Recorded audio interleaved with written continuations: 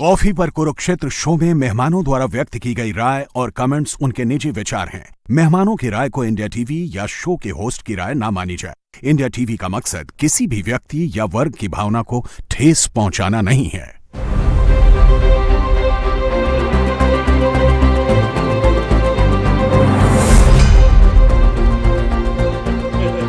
नमस्कार, बहुत स्वागत आप सभी का आपके प्रोग्राम कॉफी पर कुरुक्षेत्र में। मैं हूं सौरभ शर्मा, आपके साथ मेहमानों से मिलवाता हूं आपको। सबसे पहले प्रदीप सिंह जी प्रोग्राम में आ गए। सर, बहुत स्वागत है आपका। प्रोफेसर संगीत रागी जी हमारे साथ हैं, सर स्वागत आपका भी। और इंडिया टीवी के पॉलिटिकल एडिटर देवेंद्र पराशर हमारे साथ है। मुद्दा वो है जो इस वक्त छाया हुआ है, बल्कि आज से नहीं कई दिनों से सब जगह उसकी चर्चा हो रही है। और आप लोग भी कह रहे थे कि कॉफी में कब इसकी बात होगी, तो आज हम बात करने जा रहे हैं यूजीसी के नए गाइडलाइंस के लिए, जो कि जातीय भेदभाव रोकने के लिए सुप्रीम कोर्ट के आदेश के बाद बनाई गई हैं। और उसको लेकर के खास तौर पर सवर्ण वर्ग में, और उसमें भी विशेषकर ब्राह्मण वर्ग में, अगर मैं ऐसा कह सकूं, गलत हूं तो आप लोग ठीक कर दीजिएगा, एक बहुत बड़ा रिएक्शन दिखाई दे रहा है। उसमें भी तस्वीरें ज़्यादा हम यूपी से देख रहे हैं। लखनऊ में प्रदर्शन वगैरह हुए हैं। आज करणी सिन्हा ने कॉल दी हुई है प्रदर्शन की। और ये माना जा रहा है कि ये जो नियम बनाए गए हैं, ये है तो जातीय भेदभाव के खिलाफ, लेकिन दरअसल ये भेदभाव कर रहे हैं सवर्णों के खिलाफ, ये आरोप लगाया जा रहा है। और रोल बैक की मांग हो रही है इसको लेकर के। सुप्रीम कोर्ट में भी पिटीशन जा चुकी है। अब देखें सुप्रीम कोर्ट सुनता है कि नहीं सुनता है इसको, या कब सुनता है कि क्या ये वापस की सरकार को कहा जाए कि ये वापस लें। और इस पर एक आज बयान आया है केंद्रीय शिक्षा मंत्री धर्मेंद्र प्रधान जी का। उन्होंने कहा है कि मैं आश्वस्त करना चाहता हूं, किसी का उत्पीड़न नहीं होने दिया जाएगा। भेदभाव के नाम पर इस नियम के गलत इस्तेमाल की इजाजत नहीं दी जाएगी। इसका दायित्व यूजीसी, भारत सरकार या राज्य सरकार पर होगा। जो कुछ भी होगा वो संविधान के तहत होगा। मुद्दा आया है, सुप्रीम कोर्ट की निगरानी में व्यवस्था दी गई है। मैं फिर आश्वस्त करता हूं कि किसी पर भी अत्याचार या किसी के साथ भेदभाव नहीं किया जाएगा। भेदभाव की बात आ कहां से रही है सर? ये थी कि जो नियम बने, ठीक बात है सुप्रीम कोर्ट के कहने पे बने हैं, लेकिन इसमें दो खास तौर पर प्रावधान जो हैं कि एक तो जो जांच कमेटी बनेगी, उस जांच कमेटी में SC, ST, OBC, महिला, दिव्यांग सबको जगह दी गई है, सवर्णों को जगह नहीं दी गई है। तो जांच कमेटी में कोई सवर्ण वर्ग का नहीं होगा। दूसरा, अगर कोई गलत मैलिफाइड कंप्लेंट करता है, गलत नियत से कंप्लेंट करता है किसी को जबरदस्ती फंसाने के लिए, तो उसके खिलाफ कोई पीनल प्रावधान नहीं है कि उसके खिलाफ कार्रवाई की जाए। ये दो ऐसी बातें हैं जिनको लेकर सवर्ण वर्ग जो आक्रोशित है, वो ये कह रहा है कि आप इस प्रेमाइस से आपने ये नियम बनाए हैं कि भेदभाव उच्च जाति वाले बाकियों का ही करेंगे, और मान के आप ये चल रहे हैं, इसलिए उनको जगह ना कमेटी में है, ना गलत शिकायत के खिलाफ कोई प्रावधान इसके अंदर दिया गया है। ये सरकार पॉलिटिकली, अपने पॉलिटिकल एक्शन से कम एक प्रूडेंट सरकार मानी जाती है कि सब जगह हर पहलू को देख के, सोच के, विचार के फिर कोई काम किया जाता है। क्या आपको लगता है कि इस मुद्दे में कहीं कोई चूक हो गई है ये नियम बनाने में? एक पक्षी होता है फ्लेमिंगो, जरूर नाम सुना होगा। हाँ जी। उसमें एक प्रवृत्ति होती है, आज तक साइंटिस्ट जो है जान नहीं पाए हैं कि कारण क्या है। अचानक एक दिन वो झुंड में जाते हैं ऊंची पहाड़ी पर, वहाँ से नीचे खाई में छलांग लगा देते हैं। वो काम किया है बीजेपी ने इस गाइडलाइन के जरिए। भेदभाव से बचाने के लिए जो कमेटी बनाई आपने, जो गाइडलाइन बनाई, वो भेदभाव से शुरू होती है। एक चीज होती है भाई ज्यूरिस्प्रूडेंस में, नेचुरल लॉ ऑफ जस्टिस। आप प्राकृतिक न्याय के खिलाफ कानून लेकर या नियम लेकर आए हैं कि जो शिकायत करेगा वो झूठी करे या सच्ची, उसको छूट है, उसका कुछ नहीं होगा। लेकिन झूठी शिकायत पर भी जिसके खिलाफ शिकायत हुई है उसको सजा मिल जाएगी, उसका करियर बर्बाद हो जाएगा, उसका जीवन बर्बाद हो जाएगा। जिम्मेदार कौन है? धर्मेंद्र प्रधान आजीवन मंत्री नहीं रहने वाले हैं, किसी के खिलाफ नहीं होने देंगे। अरे आप आज हैं, चलिए मान लेते हैं कि आप अभी नहीं होने देंगे, आप जिस दिन नहीं रहेंगे उस दिन क्या होगा? जब कानून ही आपने ऐसा बनाया है जो भेदभाव करता है, ये असल में भेदभाव को कम नहीं करता, बढ़ाता है। दूसरा, आपने सबसे बड़ा पाप ये किया है कि अगड़े और पिछड़ों को आमने सामने खड़ा कर दिया कि तुम एक दूसरे के दुश्मन हो, ये तुम्हारा उत्पीड़न करते हैं, तुम पीड़ित हो, तो तुमको शिकायत करनी है इनके खिलाफ तो करो, इनकी जिंदगी बर्बाद कर सकते हो तो करो, इसकी छूट है। तो अभी भी कह रहे हैं कि वो सुप्रीम कोर्ट ने व्यवस्था देने को कहा, तो हमने सुप्रीम कोर्ट ने वेमुला केस जो हुआ था, रोहित वेमुला खुशी मामला, उसके बाद गाइडलाइन बनाने को कहा था SC, ST के लिए। आपने उसमें OBC को जोड़ दिया, जो सुप्रीम कोर्ट ने तो नहीं कहा था। जहाँ तक मेरी जानकारी है, गलत हो तो बताइए, आपने क्यों जोड़ दिया? दूसरा, क्या सुप्रीम कोर्ट ने यह कहा था कि जो शिकायतकर्ता झूठा पाया जाए उसके खिलाफ कोई एक्शन ना हो? तो सुप्रीम कोर्ट का बहाना मत कीजिए, आप बताइए कि आपने ये क्यों किया, इसकी जरूरत क्या थी?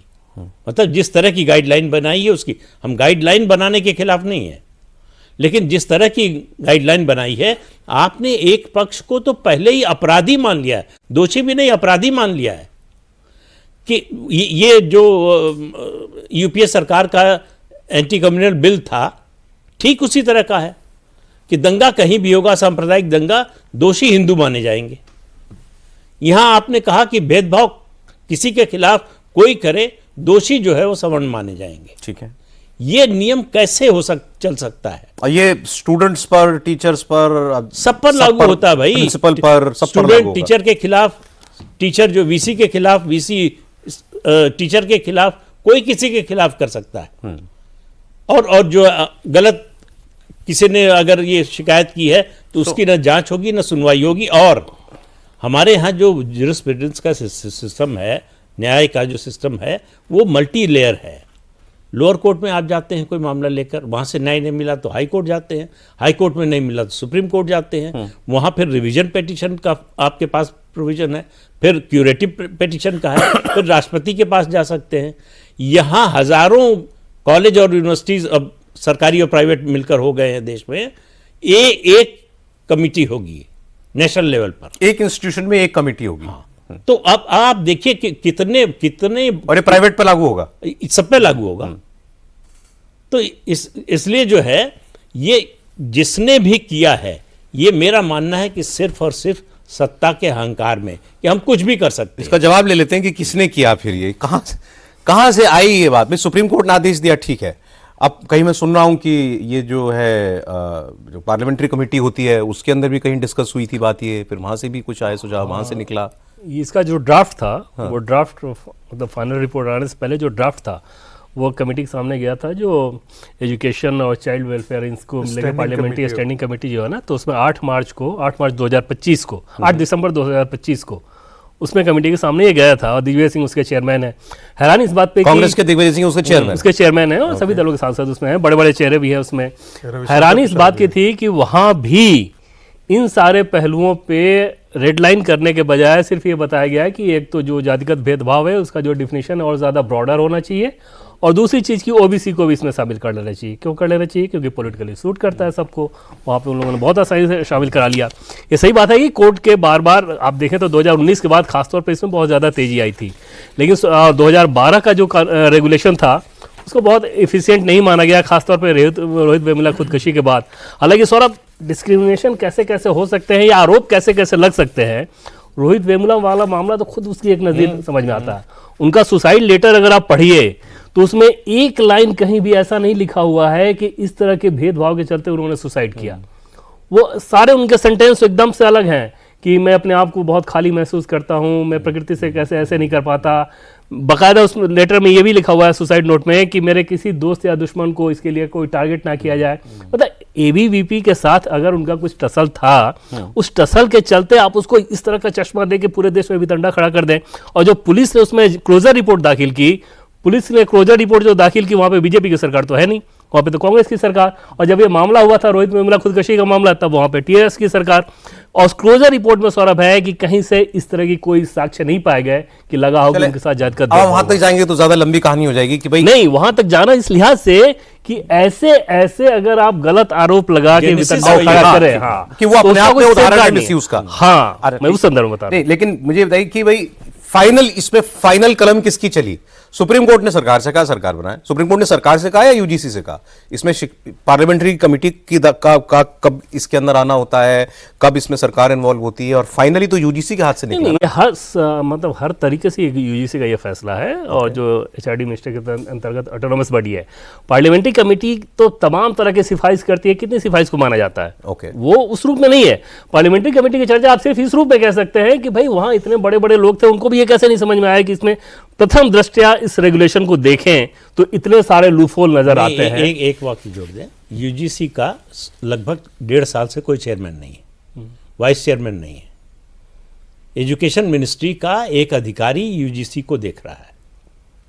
तो ये यूजीसी की आड़ लेकर सरकार यूजीसी ने कर दिया और हमको नहीं मालूम था, ये तो पॉसिबल नहीं है। इस मंत्रालय किस मंत्रालय का ये बात मैं क्लियर करना चाह रहा। और आगे देख लीजिए इसके प्रोविजंस जो हैं, आप जवाबदेही जो है उसके लिए कहा गया है कि अगर कैंपस में भेदभाव होता है तो सीधे वीसी या प्रिंसिपल जिम्मेदार होगा। शिकायत मिलने के 24 घंटे के अंदर पहली बैठक और 15 घंटे के अंदर 15 दिनों के अंदर पूरी जांच रिपोर्ट, देरी होने पर संस्थान पर कार्रवाई। और इक्विटी स्क्वाड और हेल्पलाइन जो है वो बनाया जाएगा। अगर कोई यूनिवर्सिटी नियमों का पालन नहीं करती है तो यूजीसी उनकी डिग्री देने की शक्ति छीन सकता है। मतलब इतने पीनल प्रोविजंस हैं अगर संस्थान में इन नियमों का पालन नहीं किया गया तो ये बहुत हार्ड बाइंडिंग नियम है। हर कोई आदमी ऐसा नहीं, संस्थान की डिग्री देने की शक्ति जो है छीन लेंगे। इससे बड़ा क्या कर सकते हैं?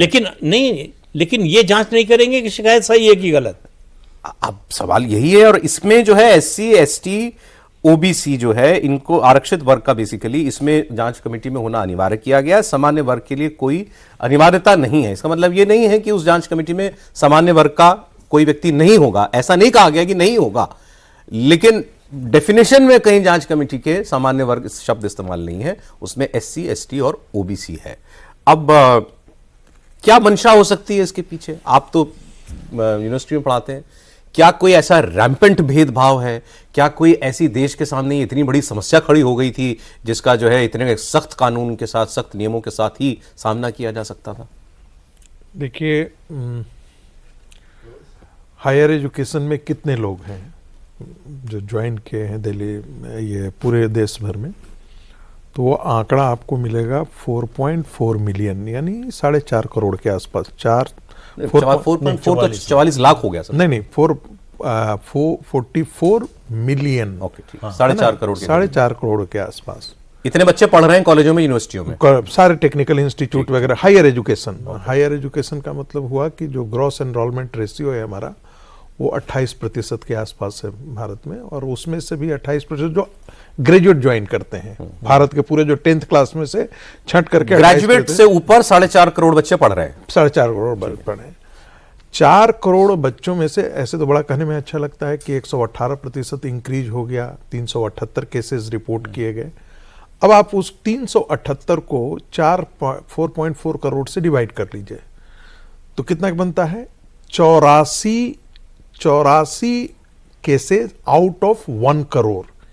1 करोड़ में 84 केस बन रहा है, ठीक है ना? तो आप अंदाजा लगा लीजिए कि कितना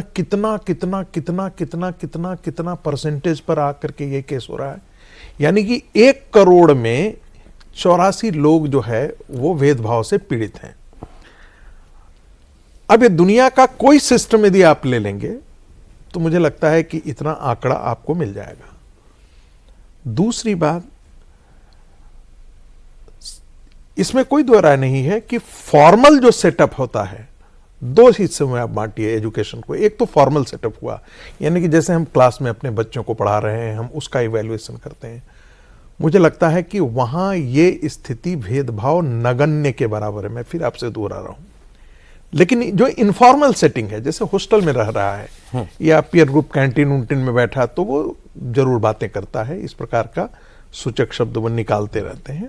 टीचर स्टूडेंट के बीच में नहीं होता ऐसा। टीचर स्टूडेंट पर तो मैं तो कह रहा हूं, चूंकि मैंने तो जीवन में ऐसा किया नहीं है और मैंने पूछता भी रहता हूं, तो मुझे ऐसा महसूस नहीं होता है। हो सकता है ये केस दिल्ली यूनिवर्सिटी का हो, स्टेट यूनिवर्सिटी में कुछ और बात होती होगी, मैं नहीं कह सकता, क्योंकि स्टेट यूनिवर्सिटीज का मेरे पास मामला नहीं आया है।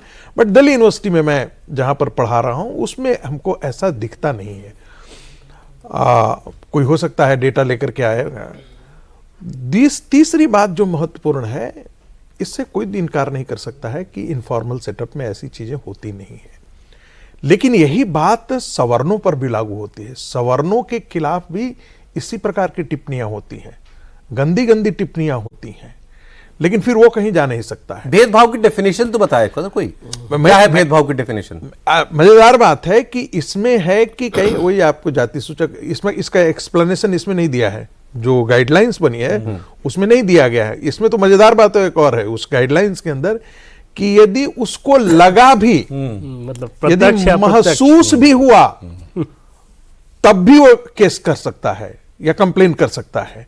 और जो कमेटी को लगा कि वो पेनल कोड है तो पुलिस को वो इन्फॉर्म करेगी। अब पुलिस को इन्फॉर्म करेगी तो पुलिस क्या करेगी, उसको कमेटी को फर्दर पुलिस को बताना है, पुलिस को बताना है। तो ऐसी स्थिति में क्या करेगी वो, हो सकता है कि वो एफआईआर करे या फर्दर इन्वेस्टिगेशन करे। कोई जरूरी नहीं है कि एससी एसटी में यदि आप आरोप लगा ही देते हैं तो तुरंत पुलिस जो है वो एफआईआर ही दर्ज कर लेती है। नहीं, दूसरा जो मुझे राजनीतिक पहलू पर मैं बात करूंगा, जाति की राजनीति भारतीय जनता पार्टी के लिए खुरदरी जमीन है। मैं फिर करता हूं, इस पीच पर पहले से बड़े बड़े महंत खड़े हैं और उस पीच पर आप आगे नहीं बढ़ सकते हैं। हिंदुत्व आपकी पीच है। यदि मैं बैट्समैन जो है वो जिसे कहते हैं हम स्पिन के बैट्समैन हैं और हमको फास्ट बॉलर वाली पिच पर खिला दिया जाए तो हम तो या तो हिट विकेट कर लेंगे या अपना स्टंप उड़वा लेंगे।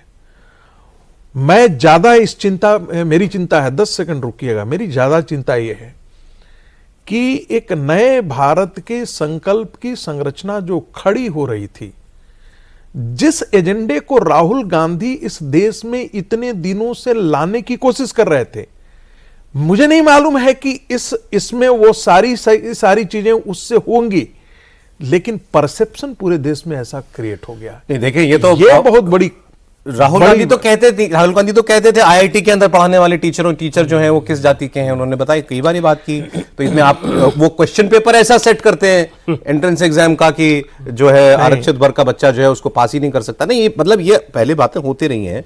मैं फिर उसी बात पर आ रहा हूं, इसका मिसयूज किस किस तरीके से हो सकता है, क्योंकि मैंने इसके डिफेंस में और इसके खिलाफ बहुत सारे बयान देखे सर। अब एक्चुअली क्या है ना, बोलने वाला भी जो है वो भी अपने समाज को देख करके बोल रहा है। इसमें सच बात तो ये है, बिल्कुल सही नेता हो चाहे कोई और हो।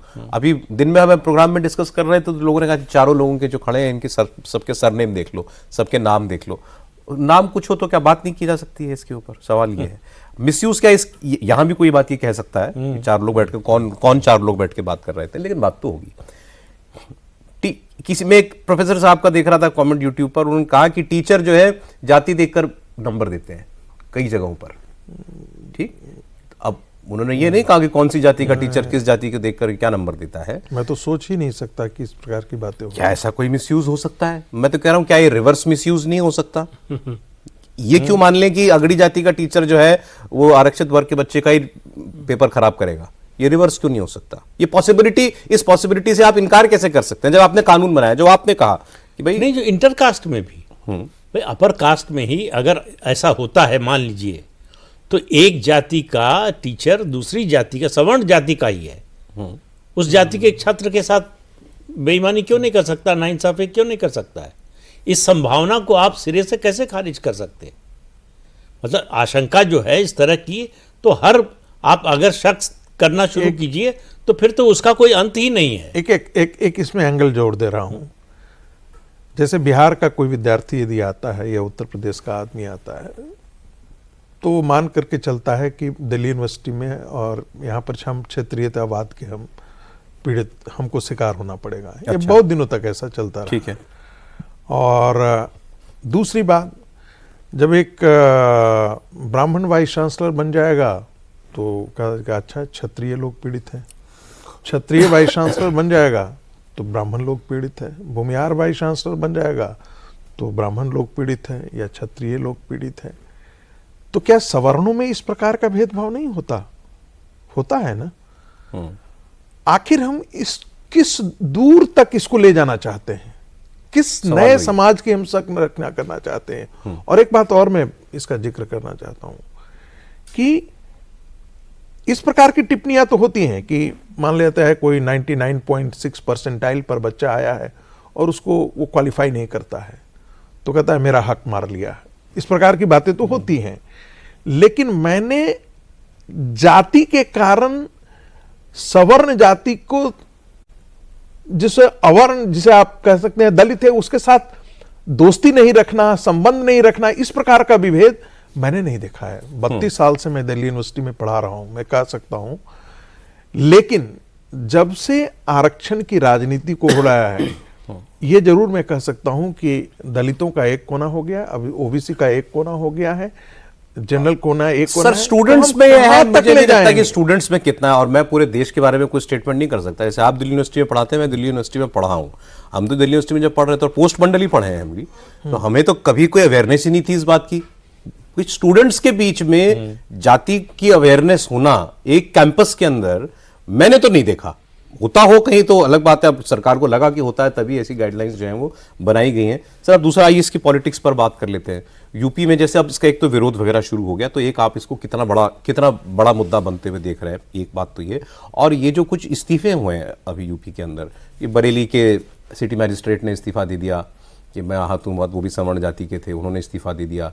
एक अयोध्या के डिप्टी जीएसटी कमिश्नर हैं, आज उन्होंने इस्तीफा दिया सरकार के समर्थन में कि सरकार के खिलाफ बड़ी अनर्गल टिप्पणियां हो रही हैं, योगी जी के खिलाफ बड़ी खराब बातें की जा रही हैं, और हम तो जो है सरकार के सेवक हैं, तो इस नाते हमको बहुत बुरा लग रहा है। ये सब ये भी क्या पॉलिटिकल कठपुतलियों की तरह इस्तेमाल हो रहे हैं? आपको नहीं, ऐसा मुझे लगता है? नहीं लगता। ये अपने निजी स्वार्थ के कारण, ओके, ये ज़्यादा संभावना ये है कि चुनाव नज़दीक आ रहा है, ये चुनाव लड़ना चाहते हैं, तो उसके लिए उनको एक मुद्दा चाहिए कि हम देखिए इस मुद्दे पर कुर्बान हो गए, हमने इतने साल की सर्विस छोड़ दी, इतनी सुख सुविधा छोड़ दी, तो ये इनको टिकटार्थी की नज़र से देखना चाहिए। एग्जीक्यूटिव में कोई असंतोष है? ऐसा नहीं, मैं नहीं मानता।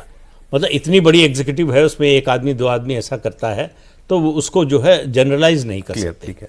अब ये विरोध कितना ये विरोध कितना बढ़ेगा ये निर्भर करेगा सरकार के रुख पर। सरकार इस मामले में, अगर जैसे मैं देख रहा था केशव प्रसाद मौर्य का बयान, हाँ जी, कोई नाराज नहीं है, उन्होंने कोई नाराजगी कुछ नहीं, जो पीछे छूट गया उसको आगे ला रहे हैं। ये एटीट्यूड है तो बहुत बड़ा नुकसान हो रहा है। ये दरअसल आप जो काम कर रहे थे उसका ठीक उल्टा किया है। आप हिंदुओं को एक कर रहे थे, आपने हिंदू समाज को बांट दिया है, तोड़ने का काम किया है हिंदू समाज को। और ये इस पर अगर आपको ये गलतफहमी है कि कुछ दिन में मामला शांत हो जाएगा, अरे कुछ नहीं होगा, कुछ दिन हल्ला मचाएंगे कुछ लोग, उसके बाद सब खत्म हो जाएगा, जब तक हल्ला मचा रहे हैं तब तक नुकसान कम है। चुप हो जाएंगे जिस दिन, उस दिन नुकसान ज्यादा होगा, क्योंकि जब चुप हो जाएंगे तो एक फैसला कर लेंगे। जब तक बोल रहे हैं फैसला नहीं किया है, नाराजगी जाहिर कर रहे, कोई समर्थन में बोल रहा है, कोई खिलाफ बोल रहा है, लेकिन जिस दिन फैसला कर लेंगे कि अब ये हमारा मत हो गया है, हम इस नतीजे पर पहुंच गए हैं, उसी दिन से चुप हो जाए। आज किसी ने उदाहरण दिया 2018 मध्य प्रदेश का, ब्राह्मण नाराज हो गए थे, नहीं दिया नहीं, मध्य प्रदेश, छत्तीसगढ़, राजस्थान तीनों चले गए आपके। सवर्ण SC ST सवर्ण वोट कम मिला इसलिए। हाँ, SC ST एक्ट पर जो सुप्रीम कोर्ट का फैसला था उसको आपने पलट दिया। उसका नतीजा ये हुआ, तुरंत बाद चुनाव थे इन राज्यों में, तीनों में हार गए आप। तो आप इससे कोई सबक लेने को तैयार नहीं है। मेरा मानना है बीजेपी आज वहां खड़ी हो गई है जहां लेट 80s और अर्ली 90s में राजीव गांधी खड़े थे। शाहबानो का मामला आया, सुप्रीम कोर्ट का फैसला पलट दिया, शिलान्यास कराया, रोक दिया।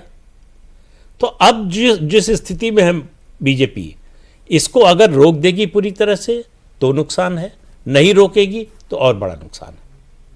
तब उसको तय करना है कि जो शेयर मार्केट की भाषा कहते हैं कट योर लॉसेज, कि नुकसान कितना कम कर सकती है अपने नुकसान। अब तो कोई भी कदम उठाएगी नुकसान ही तो होगा। होना ही भाई है, जैसे हो वो चुका है। मैं चंद्रशेखर जो है उनका बयान देख रहा था, दलित नेता जो है, उन्होंने कहा कि अगर इनके 15% के दबाव में आकर के कुछ अगर फैसला वापस लिया तो 85% सड़क पर उतरेगा। उन्होंने बात क्लियर कर दिया। ऑब्वियसली इसमें सारे लोग, अगर सरकार पीछे हटती है इससे, तो बाकी वर्ग जो है उनके नेता लोग आगे आएंगे।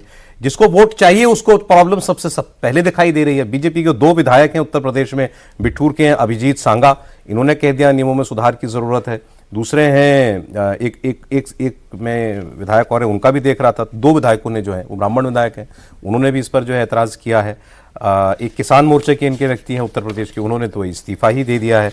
पॉलिटिकली एक हॉट पोटैटो तो बन गया सरकार के लिए। ये तो जिन्होंने बोल दिया या सार्वजनिक तौर पे आ गया, ऑन रिकॉर्ड आ गया, उनके बारे में आप बात कर रहे हैं। बाकी किसी से अगर बात की है बीजेपी के नेताओं से, तो वो तो सीधे सीधे बता रहे हैं कि ग्राउंड पे बड़ी समस्या है उनके लिए, और अगर इसमें कुछ सुधार नहीं हुआ तो ये उनके लिए एक बड़ा चैलेंज है। वो आप एक क्रॉस स्टेट, आप अलग अलग स्टेट में फीडबैक अगर इस बात को लें, या राजस्थान की बात में, राजस्थान में मेरी बात हुई है, उत्तर प्रदेश में बात हुई है, मध्य प्रदेश में बात हुई, बिहार में आज बात हुई, वो सब ये बता रहे हैं कि भाई इसमें अच्छा प्रथम दृष्टया इतनी भेदभावपूर्ण चीज़ें हैं, जैसे ये एहसास कराना कि उसको डिस्क्रिमिनेशन उसको हुआ प्रत्यक्ष और अप्रत्यक्ष दोनों माध्यम से। अप्रत्यक्ष का क्या डिफिनेशन वही कैसे पता चलेगा। दूसरी चीज की जिसने गलत शिकायत की उसके ऊपर कोई कार्रवाई नहीं। तीसरी चीज कि यूजीसी को क्या आप एक पुलिस स्टेट बनाने जा रहे हो।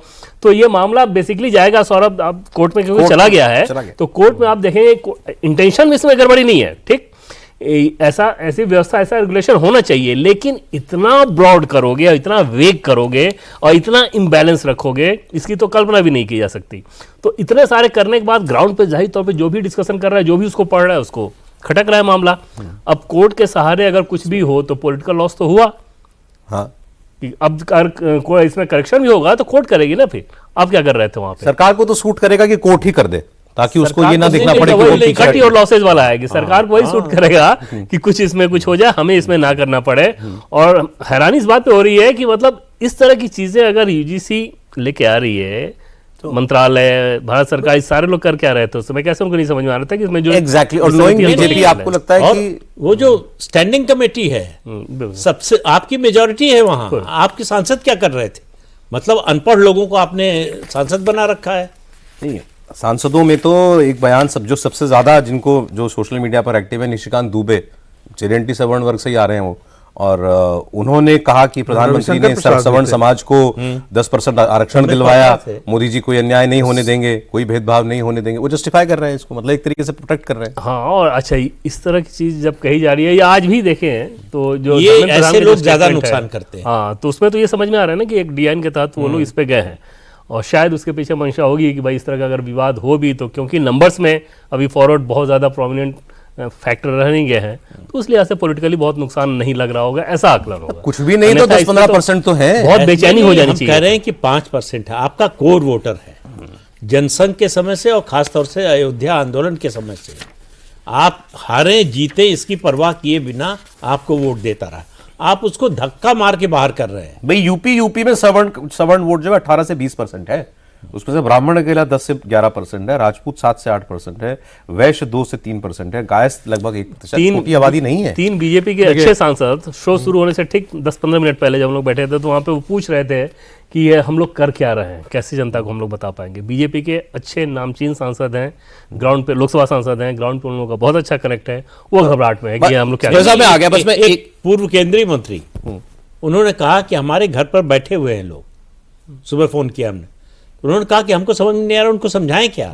नहीं, मैं ये जानना चाह रहा हूं आपसे, थोड़ा सा एक मिनट में आ रहा हूं कि ये ओवरसाइट हो गई सरकार से या पार्टी से, कि और जज नहीं कर पाए, इसका रिएक्शन कैसा आएगा, या जानबूझकर कि भाई ये तो अपना है ही, जो रिएक्ट करेगा वो तो अपना ही है, बाकी जो चाहिए कंसोलिडेट जो करना है, बाकी SC ST OBC, उसके लिए सोच समझ के किया गया। देखिए, तथ्य तो इस बारे में नहीं है कि क्या किया गया, क्योंकि किसी ने बताया नहीं है, लेकिन अंडरस्टैंडिंग के हिसाब से देखें तो ये माना ही नहीं जा सकता कि ओवरसाइट हुआ हो। जब पार्लियामेंट की कमेटी के सामने भी गया, सब कुछ हो रहा है, संभव ही नहीं है। तो डिजाइन है, और एकदम डिजाइन, और होने के बाद 13 जनवरी को आ गया, और अभी तक भी अगर फायर फाइटिंग जो की जाती है, फायर फाइटिंग भी करते हुए पहला बयान तो आया शिक्षा मंत्री का, और वो भी कितना समानुसार। भाई ये भेद सा बयान आप देते हैं कि कोई भेदभाव नहीं होने दिया जाएगा, इसका क्या मतलब है?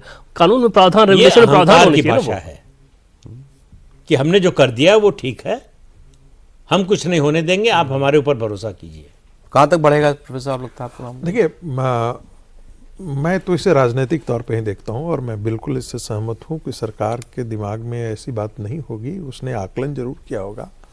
एक बात जैसे कहा जाता है ना कि मुसलमान जहां पर है 33% हो, 32% हो, जहां जितना भी हो, 17% हो, एंटी बीजेपी उतना से शुरुआत वहां से हो, उसका बेस लेवल है 17% हो। बंगाल में हम चुनाव में कह रहे हैं कि भाई 30% है वहां पर, तो ममता बनर्जी 30% से शुरू होती है।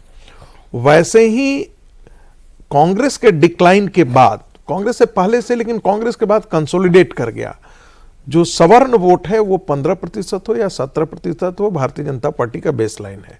वो आपको, आप जो भी करते हैं वो वोट में करता ही करता है। तो क्या भारतीय जनता पार्टी ने ये सोच करके ये किया कि जो PDA है या जो दलित वगैरह का है या केरला के अंदर है या तमिलनाडु के अंदर है, वो वोट बैंक हमारी तरफ शिफ्ट कर सकता है इन सब चीज़ों के कारण। मुझे लगता है कि ऐसा होता नहीं है, इसलिए क्योंकि जब अटल बिहारी वाजपेयी की सरकार थी और प्रमोशन में उन्होंने रिजर्वेशन दिया, उसका वोट ट्रांसलेशन तो 2004 के इलेक्शन में नहीं हुआ था। जो सिंबॉलिक राजनीति होती है, मैं बार बार कहता हूं, जैसे कोई अन्य पार्टियां यदि रिलीजन को यूज करके और पॉलिटिक्स करना चाहे तो पहले यहां भभूत लगा करके पहले से पहलवान खड़े हैं बड़े बड़े, तो भारतीय जनता पार्टी से वो मुकाबला कर ही नहीं सकते हैं।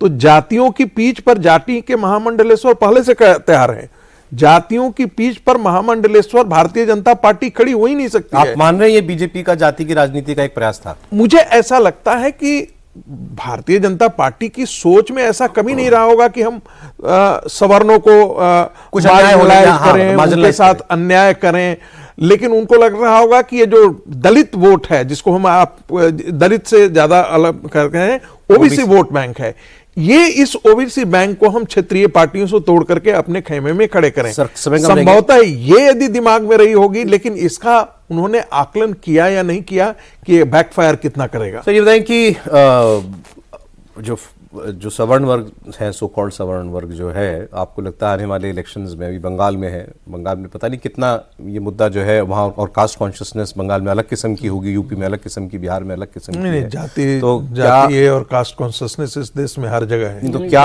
क्या इसका पॉलिटिकल रिएक्शन भी होगा आपको लगता है? निश्चित रूप से होगा। बनारस से मुझे कई लोगों ने फ़ोन किया कि मंदिर में जाके कसम खा रहे हैं कि वोट नहीं देंगे बीजेपी को। अच्छा, तो इसको ये अगर बीजेपी समझ रही है कि कुछ दिन का उबाल है, ठंडा हो जाएगा, तो वो तो नहीं होने वाला है। जब तक इस पर कोई ठोस कदम नहीं उठाया जाएगा तब तक नुकसान तो बीजेपी ने नुकसान तो कर लिया है। अब सवाल यह है कि कितना, वो निर्भर करेगा कि आगे का कदम क्या होता है सरकार का। अगर इसको ठीक करने की कोशिश नहीं होती है तो बहुत बड़ा नुकसान होने वाला है। जो बीजेपी के विरोधी नहीं कर पाए वो बीजेपी ने खुद कर। विरोधी इसको कैसे यूज करेंगे? कांग्रेस, सपा, ये लोग, मायावती कैसे यूज ये लोग करेंगे? आज देखिए ना, डिवाइड हो कास्ट में। आज देखिए ना, बड़े मजेदार है जो प्रोफेसर साहब कह रहे हैं कि कास्ट जो है वो हमारी पिच है, आप उनकी पिच पे चले गए। आज जितने भारतीय जनता पार्टी के कट्टर विरोधी थे वो आज इस गाइडलाइन के साथ थे टेलीविजन पर। सब चाह रहे थे कि भाई वो तो उनकी पिच मिल गई ना। उनको तो इससे, देखिए, उनको इससे मतलब नहीं है, उनको मतलब है कि भारतीय जनता पार्टी का जो कोर वोट बैंक है वो टूटे तो सही। वो कैसे और वो नाराज हुआ इस बार। सर समय इतना ही था। किसी ने कहा था एक बार कि सरकारें फ्लाईओवर और सड़क बनाने के लिए नहीं होती, कानून बनाने के लिए होती हैं। सरकार का कोर काम कानून बनाना है, पार्लियामेंट का कोर काम कानून बनाना है, बाकी तो इंफ्रास्ट्रक्चर डेवलपमेंट तो आप करोगे ही। और अगर अपने कोर काम में अगर आप कोई चूक कर देते हैं या वो ढिलाई दिखाई कर देते हैं या भाप नहीं पाते, उसका असर क्या होगा, कितना वाइड स्प्रेड असर होगा, तो फिर तो ये रिफ्लेक्ट करता है कि या तो नियत पर रिफ्लेक्ट करता है या क्षमता पर रिफ्लेक्ट करता है। हम इस पर जजमेंट नहीं दे रहे कि नियत का मामला था या क्षमता का मामला था, लेकिन जो हुआ है, जैसा आपने बार बार कहा कि इसमें नुकसान कम किए जा सकते हैं, नुकसान तो शायद हो गया, ऐसा राय बन रही है विद्वानों की। बहुत शुक्रिया सर, आज समय इतना ही था। प्रदीप जी, प्रोफेसर साहब, देवेंद्र, बहुत शुक्रिया आपका।